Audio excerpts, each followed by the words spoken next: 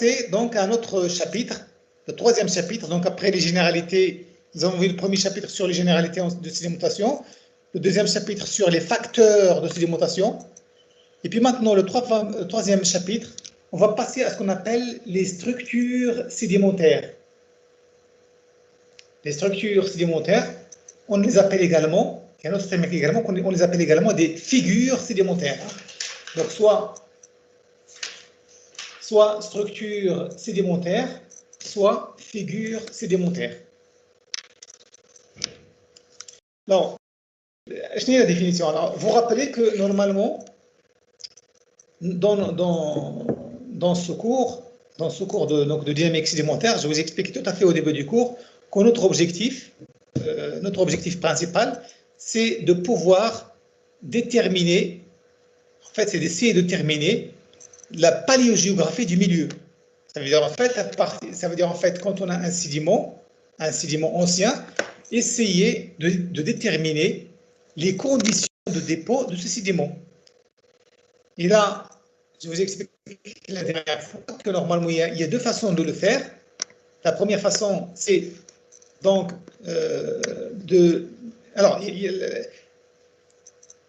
pour déterminer, disons, la nature d'un milieu, il faut connaître les facteurs qui ont déposé ce sédiment. D'accord? Alors ça, c'est automatique. Pour connaître notre objectif dans ce cours, c'est de pouvoir faire ce qu'on appelle des reconstitutions paléogéographiques. Ça veut dire des reconstitutions des environnements de dépôt. Donc, pour faire la reconstitution, quand on a un sédiment ancien, la première chose qu'il faut faire, il faut déterminer les facteurs qui ont permis de mettre en place ce sédiment. On a des facteurs, on vient de les voir, ils sont très diversifiés. Vous avez la profondeur de dépôt, vous avez l'énergie du milieu, vous avez la température, vous avez les conditions chimiques, les conditions physiques. Oui, alors, tout simplement, la première chose qu'on va faire, on va déterminer ces facteurs. Alors maintenant, et bien sûr, si on connaît ces facteurs, automatiquement, on va en déduire le milieu de dépôt. D'accord? Et maintenant, comment est-ce qu'on va déterminer ces facteurs? Il y a deux façons. La première façon, c'est l'étude des structures sédimentaires. C'est ce qu'on va faire tout de suite. Et la deuxième façon de déterminer ces facteurs, c'est d'étudier ce qu'on appelle la pétrographie sédimentaire. C'est ce qu'on a fait hier pendant le TP. Ça veut dire, en fait, vous voyez, rappelez-vous, on a étudié par exemple, si on a par exemple un sable, bien un grès, si on a un sable ancien, alors il suffit de faire une granulométrie, de faire une étude par exemple granulométrique, et à partir des paramètres granulométriques qu'on peut trouver, on peut déduire par exemple, est-ce qu'on a un milieu qui est agité, est-ce qu'on a un milieu qui est calme, est-ce qu'on a un milieu qui est profond, est-ce qu'il y a un milieu qui est peu profond, quel est le degré du transport, est-ce qu'il est très important, est-ce qu'il est faible, oui. Donc normalement à partir de ça, on va continuer dans cette logique dans les prochaines de l'étude des sédiments, de la nature pétrographique des sédiments, on peut, disons, on peut déterminer les facteurs, reconstituer les milieux. La deuxième façon, c'est étudier les structures sédimentaires. Alors, c'est quoi une structure sédimentaire? Alors, les structures sédimentaires, ce sont des figures, c'est des figures observées à l'échelle d'une couche sédimentaire. D'accord? Donc, ils sont observés à l'échelle d'une couche sédimentaire, soit à la base de la couche, soit au sommet de la couche, soit à l'intérieur de la couche. D'accord? Alors, je vous donne un exemple. Alors, je vais choisir un exemple parmi ces exemples-là. Oui. Je prends par exemple cette couche-là. Oui. Vous voyez cette figure-là avec le marteau?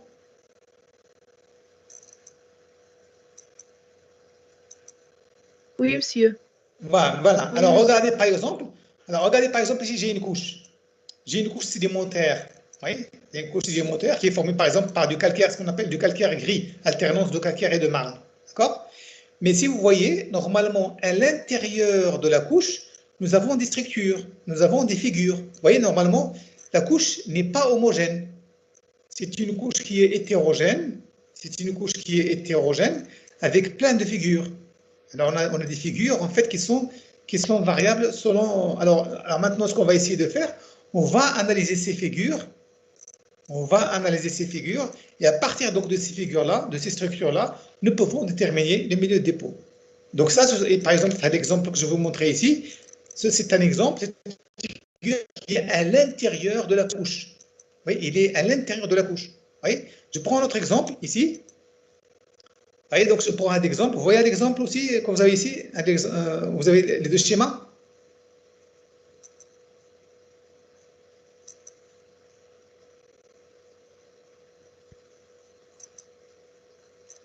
Mademoiselle? Vous voyez Oui, monsieur. Voilà, regardez par Oui, exemple monsieur, ici. maintenant. Alors, nous avons ici une structure, nous avons une figure sédimentaire qui est maintenant à la surface de la couche. Ce n'est plus à l'intérieur, mais c'est à la surface de la couche. Alors, la structure, vous voyez, c'est une structure qui est comme ça. Et si on peut l'interpréter, en fait, ça correspond au bloc diagramme que vous avez en haut. D'accord? Voilà, vous avez une autre structure sédimentaire. Alors, je vous donne un autre exemple, vous voyez? Hein? Vous avez un autre exemple. Alors, regardez par exemple ici. Ici, en bas à droite, vous avez une couche de grès. Vous avez ici une couche de grès rouge. Mais c'est un grès qui n'est pas homogène. Vous avez le grès, en fait, il forme des structures, il y a des figures qui sont ici maintenant à l'intérieur du pont. La définition d'une couche sédimentaire, donc je reviens ici. Alors là, une couche sédimentaire, par exemple, une structure sédimentaire, donc la structure sédimentaire, ce sont des figures qui sont observées à l'échelle d'une couche sédimentaire. C'est-à-dire en fait à l'intérieur d'une couche sédimentaire, soit à l'intérieur de la couche, soit à la base de la couche, soit au sommet de la couche. Sachant qu'une couche, par exemple, est de l'ordre du mètre, hein, il est l'ordre métrique. D'accord? Quel est l'intérêt de ces structures sédimentaires? Les structures, ils sont très utiles pour retracer l'histoire d'un sédiment et à préciser ses conditions de transport et de dépôt. D'accord? Ils sont très utiles pour retracer l'histoire d'un sédiment et à préciser ses conditions de transport et de dépôt. Alors, est-ce qu'on trouve des figures sédimentaires dans toutes les couches anciennes? Eh bien non. D'accord? On ne trouve pas des figures sur tout. Alors maintenant, quand on doit étudier une série ancienne, quand on doit étudier une série sédimentaire ancienne, eh bien il faut, sur le terrain, il faut chercher à des structures, il faut les chercher dans la couche. Il faut chercher, alors ils ne sont pas toujours évidentes, il faut essayer de les chercher. Alors, quelquefois, ils sont là, donc c'est très bien, donc ils sont là, donc ils vont nous permettre, ils vont nous donner de bonnes indications sur l'histoire de formation de la couche. Mais quand ils ne sont pas là, on ne les trouve pas, alors soit deux raisons. Soit ils n'existent pas depuis l'origine, ou bien soit ils ne sont pas fossilisés. Ben, ça veut dire quoi? Ça veut dire tout simplement qu'il y a une condition pour qu'ils soient conservés. Ben, pour que les couches, les structures sédimentaires soient conservées, il faut qu'ils soient recouverts rapidement par un sédiment de texture différente. D'accord? Donc, pour être conservé, il faut qu'il soit recouvert rapidement par un sédiment de structure différente. Ça veut dire, en fait, si vous avez, par exemple, je vous donne un exemple. Je vous donne un exemple. Supposons par exemple, que vous marchez sur la plage, sur du sable qui est humide. Vous voyez? Vous marchez sur... vous laissez des traces. Vous laissez des traces, ça veut dire les empreintes de votre pas. Vous marchez, vous laissez des empreintes de votre pas. Si vous revenez demain, quand il y a du vent, si vous revenez demain, est-ce que vous allez retrouver votre trace? Maintenant, les traces seront automatiquement effacées par le vent. Soit ils sont effacés, soit vous allez avoir un autre sable du même type qui va les couvrir. Donc automatiquement, ils ne sont pas là. Mais si, au moment où vous laissez votre trace de pas, vous ramenez une autre couche de sédiments plus fine, une argile, que vous la mettez dessus, bah, automatiquement, dit que la figure, elle sera conservée. D'accord? Alors, c'est la même chose, par exemple, qui est fait par je prends également, encore une fois, l'exemple de la police scientifique. Hein. Quand vous avez, par exemple, dans d'un crime, hein, vous avez normalement, la première chose que font les policiers, ils arrivent sur le lieu, et puis ils cherchent des traces de pas. Alors, s'ils trouvent, par exemple, une trace, il faut aller, par exemple, sur le terrain, il faut aller le plus tôt possible. Par exemple, le jour même ou bien les heures qui suivent, par exemple, le crime. Alors, une fois qu'ils trouvent des traces, ils vont prendre, par exemple, du plâtre. Hein, ils vont prendre du plâtre, ils vont la mettre sur ces empreintes-là, et puis ils vont les conserver. Ils vont conserver ces empreintes. Mais si jamais, s'ils ne font rien, qu'est-ce qui va se passer? Vous allez avoir en fait tout simplement des poussières ou bien du vent qui va souffler et puis hop, qui va effacer ces empreintes-là. Donc normalement, pour que ces empreintes soient conservées, il faut qu'elles soient recouvertes rapidement par un sédiment de texture différente. Un sédiment de texture différente, ça veut dire si vous avez par exemple des traces sur du sable, il faut les couvrir avec une argile. Il faut les couvrir avec une argile, ou bien au moins avec du silt. Ça veut dire, si vous prenez l'empreinte et puis vous la couvrez qui est sur du sable et puis vous la couvrez avec du sable, bah, vous l'effacez. Il est automatiquement effacé, donc il va disparaître, il ne va plus être conservé. Donc c'est pour ça en fait,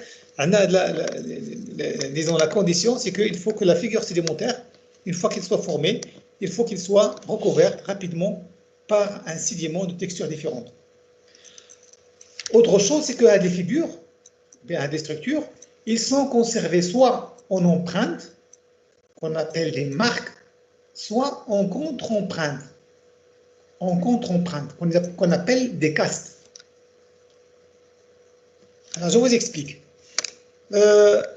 Si vous avez, par exemple, une figure sédimentaire qui s'est formée, par exemple, je prends toujours l'exemple de la plage, hein, vous avez, par exemple, des traces de pas.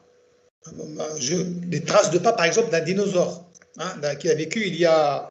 On trouve beaucoup de traces de dinosaures, par exemple, dans des formations sédimentaires anciennes du Maroc, soit au Jurassique, soit au Trias, soit au Crétacé. Alors, comment est-ce qu'ils sont conservés? Alors, tout simplement, on va imaginer qu'il y ait un dinosaure qui marche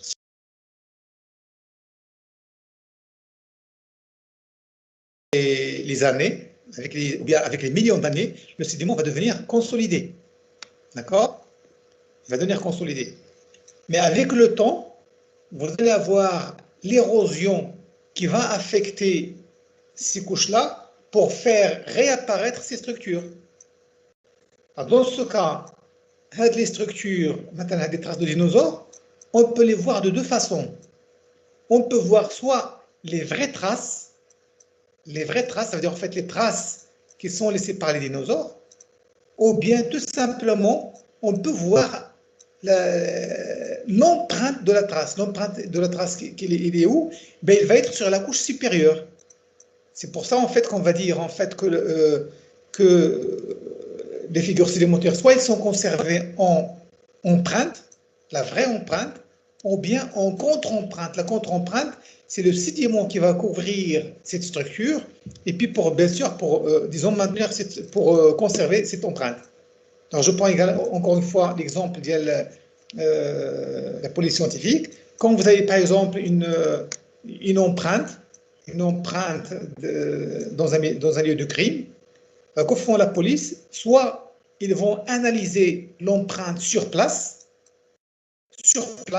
ils vont analyser l'empreinte, c'est-à-dire en fait ils vont prendre des photos, ils vont prendre des mesures, etc.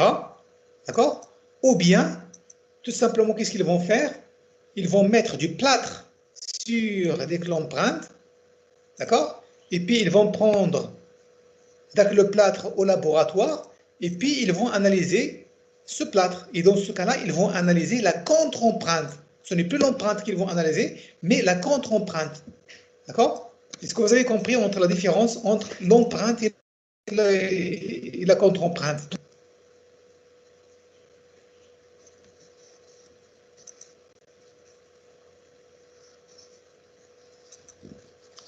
Demoiselle, est-ce que j'étais clair là-dessus? Oui, monsieur, oui. C'est bon? Alors, c'est très important. Pourquoi? Parce que toutes les figures qu'on va voir par la suite, bon, vous allez voir en fait, soit ils vont se terminer par marque, c'est un mot en anglais, soit ils vont se terminer par cast. S'ils se terminent par marque, ça veut dire c'est une empreinte. S'ils se terminent par cast, ça veut dire en fait c'est une contre-empreinte. D'accord? Regardez par exemple ici, un exemple, c'est ici flûte cast. Flûte cast, c'est une figure sédimentaire qui est en contre-empreinte. Ça, c'est juste un exemple. Bien. Les figures sédimentaires, normalement, ils peuvent être liées à différents types de processus de sédimentation. Les figures sédimentaires, ils peuvent être liées à différents processus de sédimentation. On peut avoir soit des figures, ce qu'on appelle des figures d'érosion, d'accord? C'est-à-dire, en fait, ce sont des figures qui vont se former pendant le milieu de transport, dans le milieu de transport. On appelle ça des figures d'érosion. On peut avoir également ce qu'on appelle des figures de dépôt. C'est-à-dire, en fait, ce sont des figures qui vont se former pendant le dépôt. Nous avons également des figures post-dépôt. Ça veut dire que ce sont des figures qui vont se former après le dépôt. Ce qu'on appelle des bioturbations. Les bioturbations, ce sont des figures, généralement, qui sont liées au mot bio. Ça veut dire, en fait, ce sont des figures qui sont liées à l'activité des organismes. Par exemple, les traces de marche, les traces de locomotion, les traces d'habitat, etc.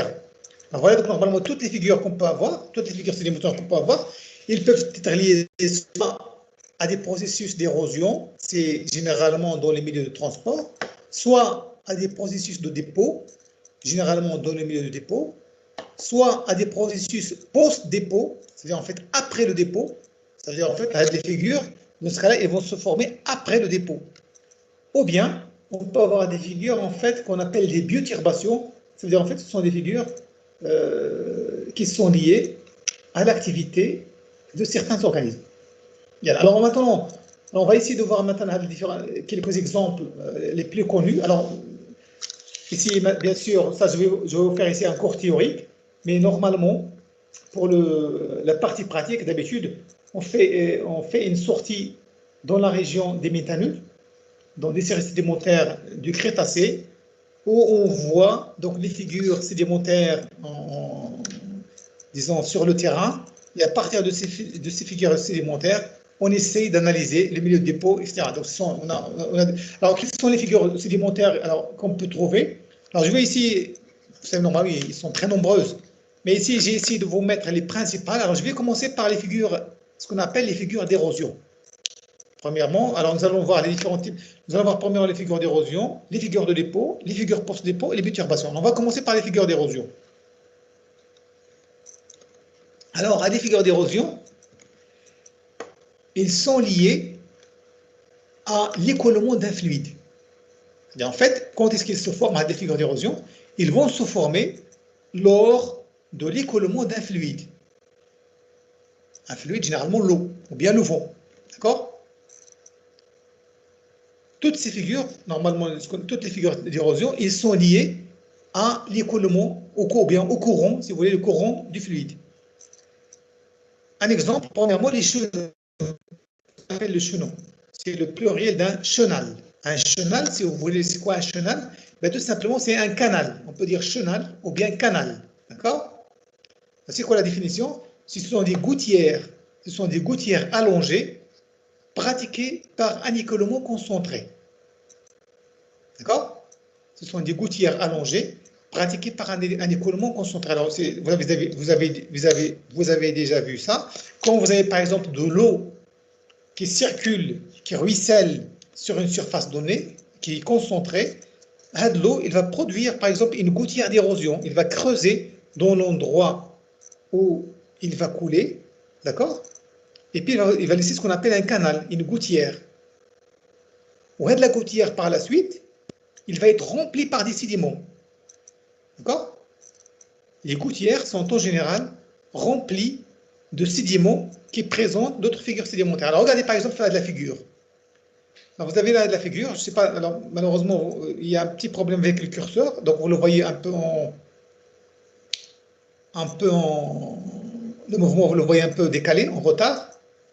Là, vous voyez, donc, sur les figures, qu'est-ce qu'on voit? On voit une couche sédimentaire avec, vous voyez ici, un niveau qui est rouge, hein, rouge-brun, vous le voyez, qui est horizontal. Et puis, en dessus, vous avez un petit niveau qui est également qui est très épais à gauche, mais vers le centre, il baisse. Pourquoi? Parce que tout simplement, regardez la couche de dessus, il fait normalement ce qu'on appelle une gouttière. Il a creusé ici à ce niveau-là. Vous voyez, normalement, la couche qui est en dessus, il n'est pas continu, il n'est pas horizontal, mais vous voyez, il a creusé ici une gouttière. Alors, voilà ce qu'on appelle un chenal. Ça veut dire en fait que, premièrement, il y a d'abord de la couche en bas qui s'est formée, de la couche rouge et puis en dessus gris qui s'est déposé. Puis après, nous avons un courant qui a eu lieu, qui a creusé la partie de la couche, et puis la gouttière, il s'est rempli en sédiments. D'accord? On a donc ce qu'on appelle un chenal. C'est ce qu'on appelle un chenal. Vous voyez, donc c'est sur cette figure-là. Est-ce que vous avez compris le chenal? Vous arrivez à l'imaginer sur votre figure? Vous l'avez compris?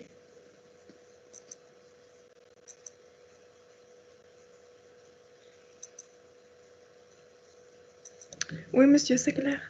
Voilà, très bien. Alors, du moment voilà, normalement, c'est comme ça qu'on fait sur le terrain.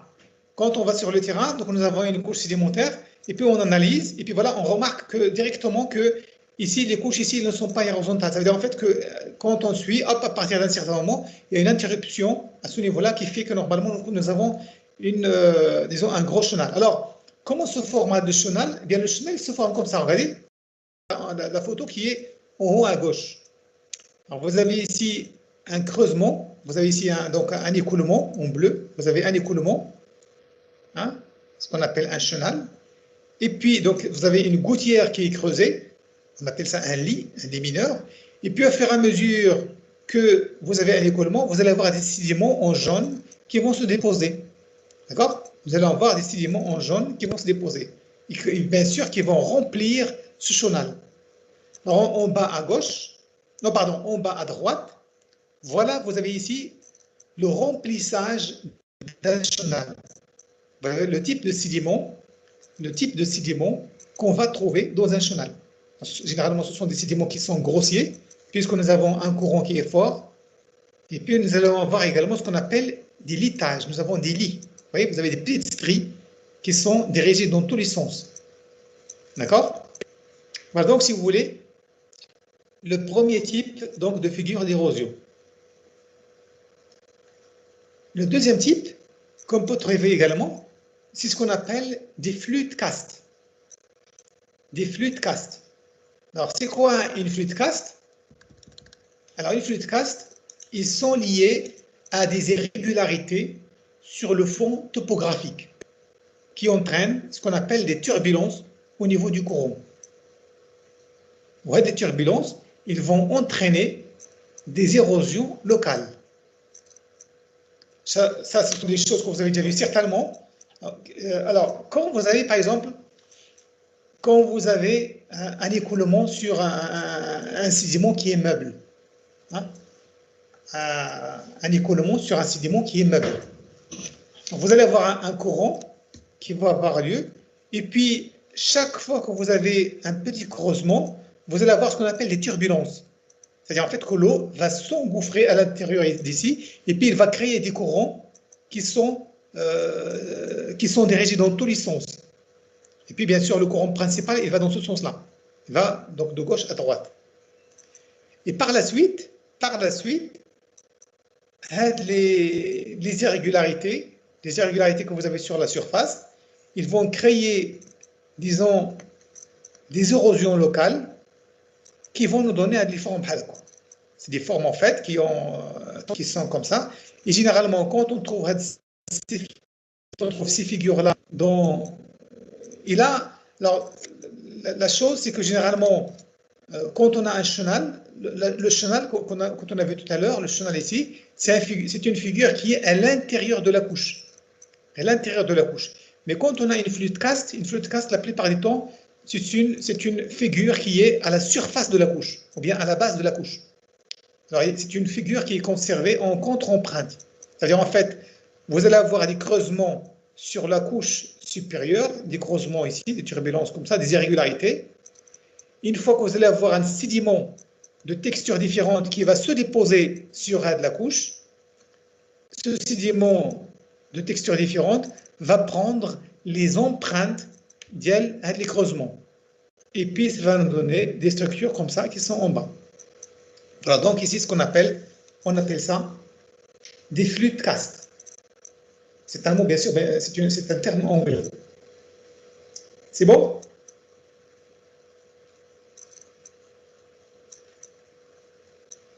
Oui, monsieur. Bien, alors, bien sûr, même si j'explique disons, le plus clairement possible, c'est difficile d'imaginer ça, mais normalement, quand on est sur le terrain, on arrive bien sûr à les comprendre facilement. Donc, vous voyez, normalement, on va essayer de faire ça et puis on espère qu'on va avoir la chance donc, de faire cette sortie de terrain. Alors, maintenant, la troisième figure, c'est ce qu'on appelle les crescent marks. Les crescent marks. Alors, crescent, c'est un mot qui veut dire croissant. C'est une figure qui a une forme de croissant. Et puis marque, pourquoi? Parce que c'est une empreinte. Généralement, c'est une figure qui est conservée en empreinte et non pas en contre-empreinte. Le les crescent marks, maintenant, est dû à la présence d'un obstacle sur le fond. Il est dû à la présence d'un obstacle sur le fond. Alors, regardez la figure que vous avez en haut. Vous avez ici, par exemple, un sédiment qui est meuble, qui est dessiné ici en marron. Et puis, supposons que vous avez une pierre à la surface. Ici, c'est le galet. Vous avez ici la figure que vous avez ici, donc la pierre que vous avez ici en gris-noir. Quand vous allez avoir un obstacle à la surface, et comme vous avez le courant qui est ici marqué en bleu, qui va de gauche à droite, qu'est-ce qui se passe vis-à-vis quand le courant arrive au niveau de l'obstacle? Quand vous arrivez au niveau de l'obstacle, vous avez une zone d'érosion en amont. Ça veut dire en fait, l'amont, c'est du côté du courant. Donc vous avez ici une zone d'érosion, mais ici, en aval, vous avez ici une zone qui est protégée. C'est une zone protégée du courant, donc en fait ici on va avoir un dépôt. D'accord? Nous allons avoir ici une zone d'érosion en amont et puis une zone de dépôt en aval. Pourquoi? Parce que tout simplement l'obstacle, il va créer une zone protégée vers l'aval. Donc le courant il est plus faible. Ici le courant en amont, le courant va venir avec une vitesse très importante, donc il va creuser une érosion. Mais ici en bas, vers l'aval, du fait que le courant est gêné par l'obstacle, bah, automatiquement la vitesse du courant diminue et par conséquent nous allons avoir un dépôt. Alors regardez ici en bas à droite. Alors en bas à droite, regardez, vous avez ici, c'est un dépôt qui s'est effectué juste après un courant. Vous voyez, vous avez ici un obstacle.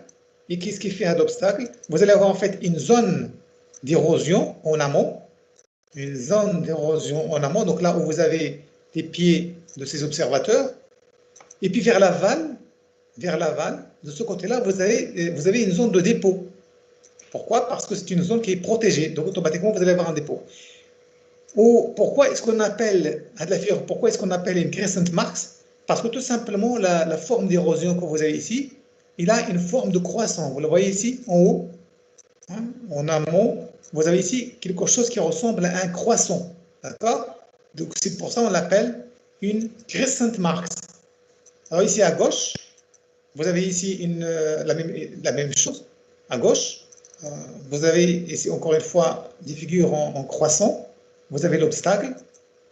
En amont de l'obstacle, vous avez une zone d'érosion qui se forme d'un croissant. Et puis en aval, vous avez une zone de dépôt. Alors, tout simplement, alors, quand vous trouvez, maintenant, supposons que vous trouvez une figure de crescent marks sur votre série, sur votre sédiment, est-ce que vous pouvez déterminer quelles sont les informations qu'on peut dire si on a une zone de crescent marks? On peut dire deux choses. Premièrement, c'est un milieu qui est agité. Parce que pour former une crescent marks, il faut qu'il y ait un courant. Donc, c'est un milieu qui est agité. La deuxième chose, on peut déterminer le sens du courant. Parce que généralement, les cornes, vous avez, quand normalement quand vous avez le croissant, il a deux cornes. Vous avez une corne ici. Généralement, les cornes, il indique le sens du courant. D'accord? Les cornes de la figure de croissant indiquent le sens du courant. D'accord? Est-ce que vous avez compris ça?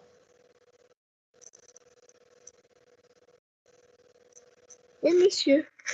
Bien. Bien, donc on passe maintenant à une autre figure. Donc voilà, une fois que vous avez fait la figure de croissant. Alors maintenant, on va prendre par exemple ce qu'on appelle les tool marks. Les tool marks. Alors les tool marks, ce sont des figures toujours en empreinte, puisque le mot, vous avez marks, d'accord? Et le mot tool, en anglais, ça veut dire en fait outil. C'est outil. Ça veut dire tout simplement, ce sont des figures, ce sont des figures en empreinte, qui sont confectionnées ou bien qui sont produites par un outil. Qu'est-ce qu'on appelle un outil? Tout simplement, il s'agit de traces, la définition, il s'agit de traces provoquées par des sédiments transportés en saltation ou par traînage. Vous savez normalement que le sédiment, j'ai expliqué ça la dernière fois, quand vous avez en fait un sédiment qui est transporté par un fluide, surtout de l'eau, les sédiments peuvent être en fonction de la vitesse du courant et en fonction de la taille de la particule. Les sédiments peuvent être transportés soit en suspension, soit en saltation, soit par traînage sur le fond.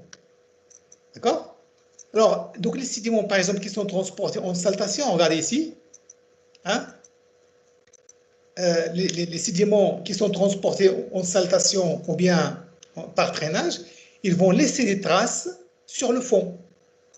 Alors, quand vous avez un transport en saltation, vous voyez la figure que vous avez ici, vous avez un grain, bien une particule qui est transportée en saltation.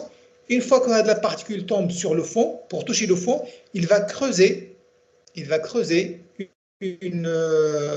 un bourrelet, une petite échancrure avec un petit bourrelet on appelle ça une bounce mark. Bounce marks. Alors, ce sont des traces de choc provoquées par des sédiments transportés en saltation. D'accord? Alors, là aussi, quand on a une bounce marks comme figure sédimentaire dans une couche, on peut déjà dire que c'est un milieu qui est agité, la première chose, mais en même temps, on peut également déterminer le sens du courant. Le sens du courant, comment est-ce qu'on peut le déterminer? Eh bien, tout simplement par, vous voyez ici la figure qui est creusée, généralement, vous avez un petit bourrelet de sédiment qui est ici, ou le bourrelet, que vous avez ici à droite, au niveau du creusement, il vous indique généralement le sens du courant. Bon, ça, c'est une chose que vous avez déjà fait, par exemple, pendant que vous étiez petit. Imaginez, par exemple, que après la pluie, vous avez des flaques d'eau qui sont séchées. Et quelquefois, vous avez donc de l'argile qui est encore humide, qui contient encore de l'eau.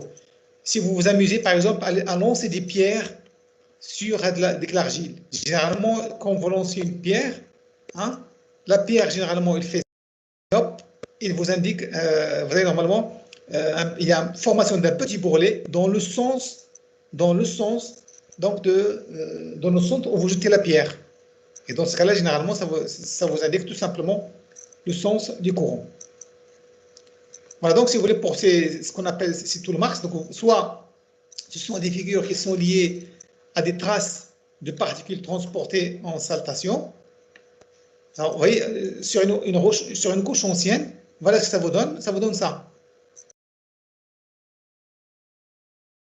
Analyse le petit bourrelet, automatiquement, vous allez avoir un sens vous pouvez déterminer le sens du courant. D'accord? Généralement, c'est l'endroit où se trouve le bourrelet.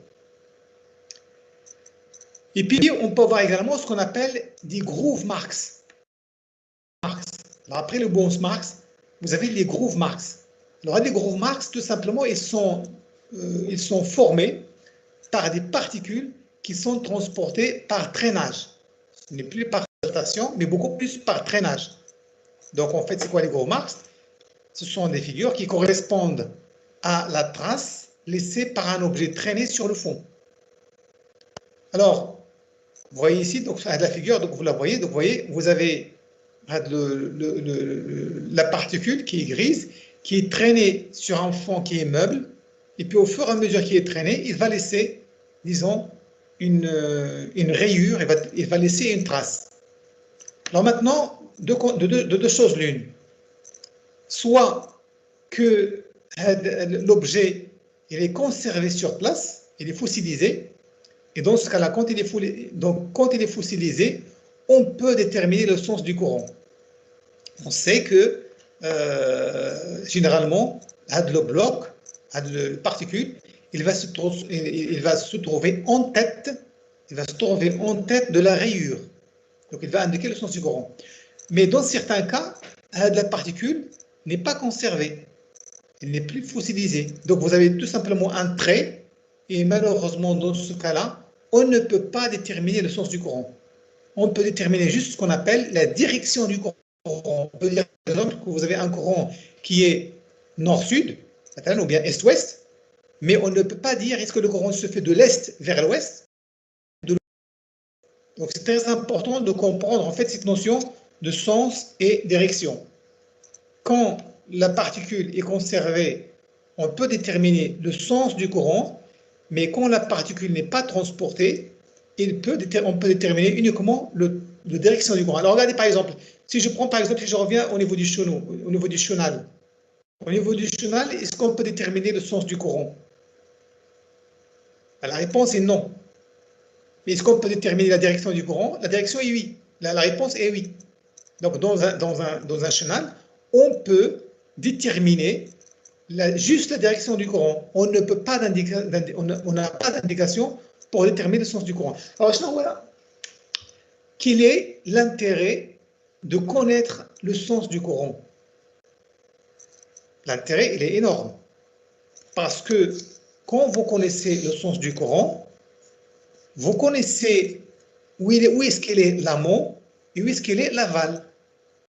Par définition, l'amont, c'est là où va se trouver la roche-mère, et l'aval, c'est là où va se trouver le bassin de sédimentation, le milieu des dépôts. Donc là, vous voyez l'intérêt de connaître, si vous voulez, le sens du courant.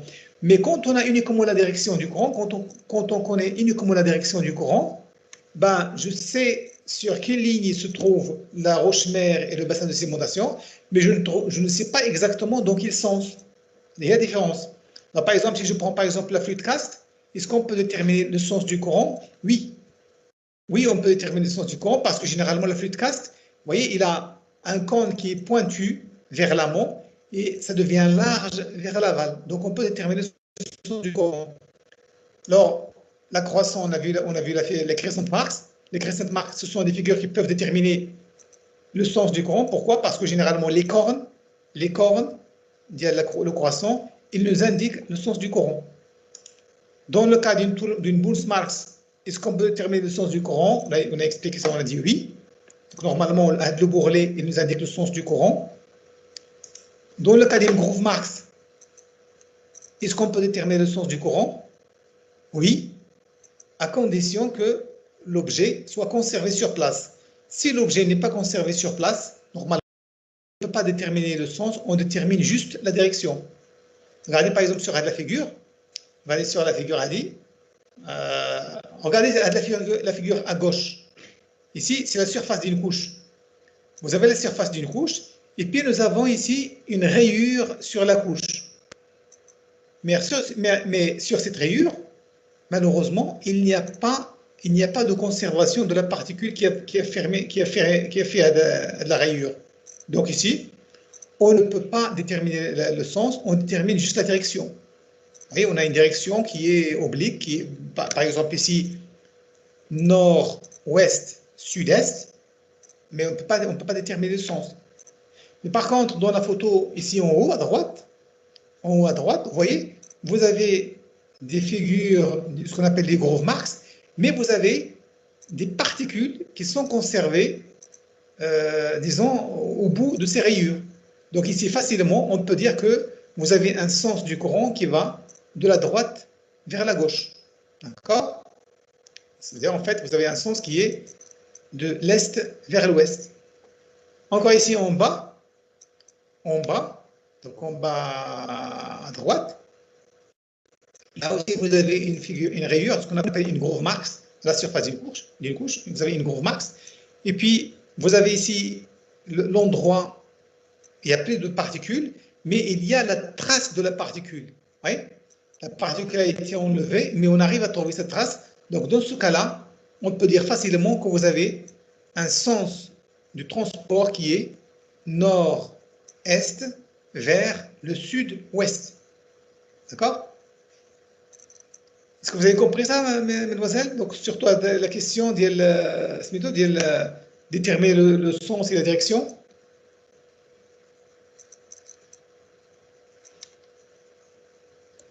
Oui, monsieur. Bien. Alors, d'autres figures qu'on appelle, qui sont liées à des processus d'érosion. Donc, après, c'est ce qu'on appelle les tool marks. Donc, les tool marks, ce sont des figures qui sont fabriquées ou bien qui sont confectionnées par des particules qui sont transportées, soit par saltation, dans le cas des bounce marks, soit par, disons, par traînage, dans les cas de groove marks. Maintenant, une autre figure, ce qu'on appelle des reel marks. Des reel marks. Ce sont également des figures en empreinte et qui sont liées à des processus de ruissellement. Des processus de ruissellement. C'est-à-dire, en fait, c'est les traces d'écoulement d'un fluide en surface. Donc, quand vous avez par exemple de l'eau qui coule sur une surface donnée, sur du sable, ça vous donne des figures. D'accord? Ou généralement, quand vous trouvez des figures, normalement, on peut déterminer le sens. Pourquoi? Parce que généralement, la divergence des ramifications moi, des lignes. Mais vous voyez, normalement, ils sont convergentes vers la base, ils sont convergentes vers le bas, mais ils sont divergentes vers le haut. Et généralement, la divergence des ramifications se fait dans le sens du courant. D'accord? Il se fait dans le sens du courant. Ça veut dire, en fait, ici, vous avez un courant qui indique, en fait, que l'écoulement se fait de bas vers le haut. Et en fait, du sud vers le nord. D'accord? On appelle ça des reel marks.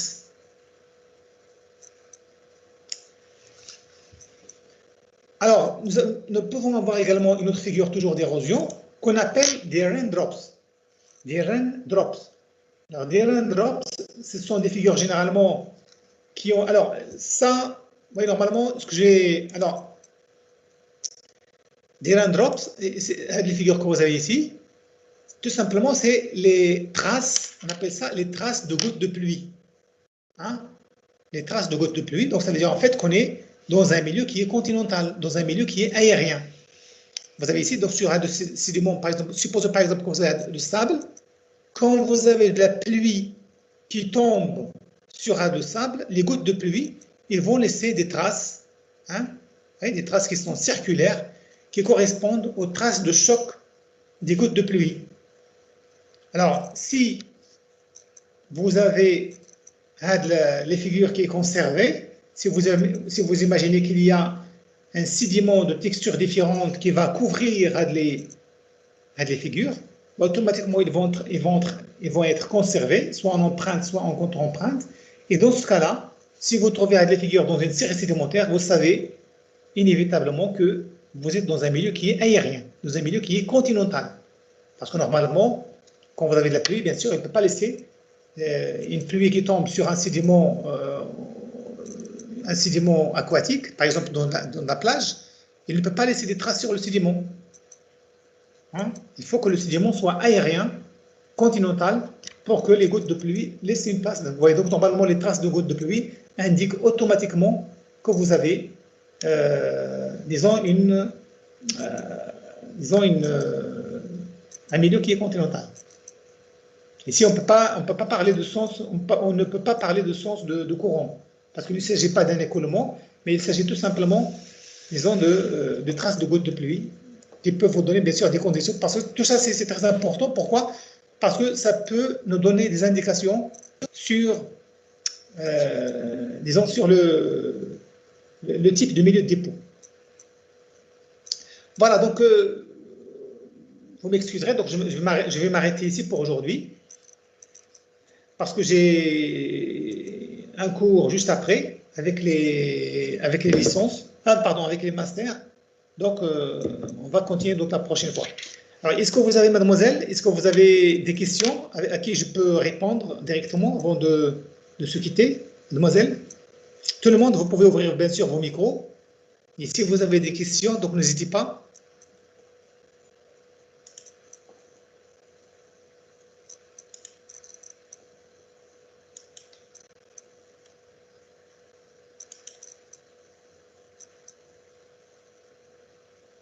Mademoiselle, il y a des questions?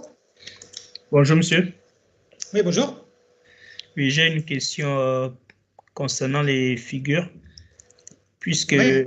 elles déterminent plus ou moins les caractéristiques d'un milieu. Est-ce que ces caractéristiques-là, on peut aussi les... Elles sont d'actualité toujours. Est-ce que ces caractéristiques du temps où les figures se sont produites sont toujours d'actualité? On peut considérer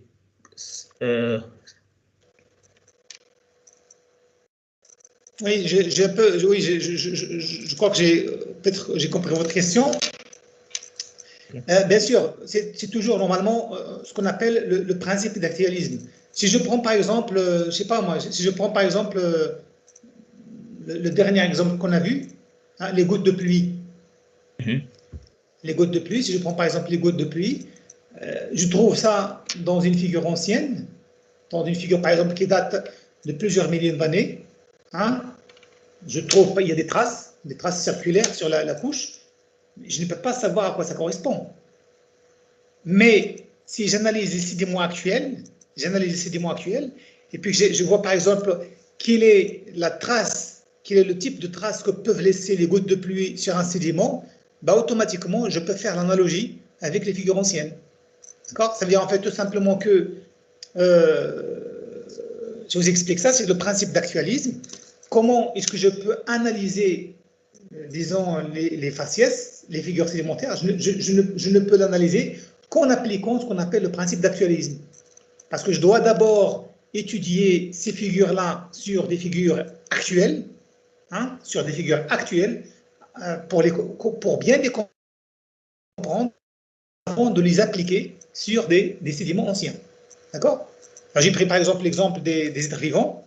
Si vous avez par exemple un fossile de faciès que vous trouvez dans une couche ancienne, dans les séries sédimentaires, bien, comment est-ce que je peux savoir l'endroit, bien, le milieu de vie de cet organisme?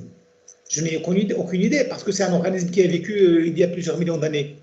Mais par contre, si vous avez, par exemple, une espèce actuelle qui lui ressemble, qui a les mêmes caractéristiques, là, je peux tirer, par exemple, que je peux faire des analogies comme quoi c'est un organisme qui vit dans tel milieu, ou bien dans tel milieu, etc. D'accord? Voilà, donc il y a toujours, bien sûr, cette question d'actualisme. Ce qu'on fait, par exemple, actuellement, bon, je ne sais pas si ça, je le fais généralement avec les étudiants de master. Normalement, on a une sortie dans la région donc, d'Essaouira, sur la plage